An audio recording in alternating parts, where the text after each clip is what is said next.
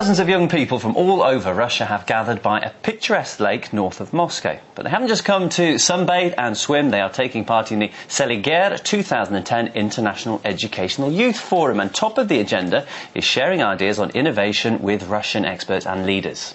Yeah, our correspondent Maria Finoshina is there. Maria, we just mentioned that people are there to sunbathe. A lot of top shots are there as well. I hope the rain is not spoiling the fun. What's happening?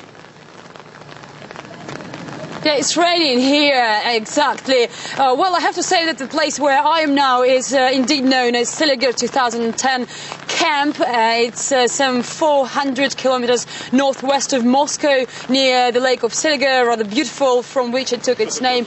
It indeed may look like an ordinary summer camp with tents everywhere, with barbecues, field kitchens here and there, with young people in bikini, but it's far from being an ordinary place because its participants, more than 3,000 people from over 80 countries of the world, are what is called innovators. They are supposed to be among most talented, most creative, most advanced young people of the world, those who have gone through a tough selection process to be here and to prove that they have the ideas, innovative ideas, able to change this world and to make particularly this country more developed, more advanced.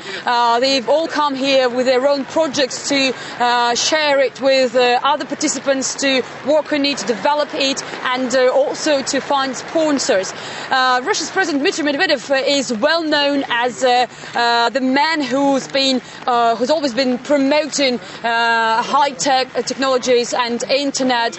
Personally, he's well known as an avid internet user. He is the first Russian president and one of the first Russian officials to have his own page on livejournal.com, his video blog on Kremlin.ru and a Twitter account. So, of course, that this man is taken by all those people here at the camp as their number one supporter, their leader, and Dmitry Medvedev has come here to encourage all these youngsters, and that was really the happiest day in the life of these youngsters, as far as I understood, because it's been raining for more than 3 hours before President's arrival, and people before the stage have been rather dirty. But anyway, they've been happy because they've seen that President is with them, which means that this is a kind of support at the highest level of the country,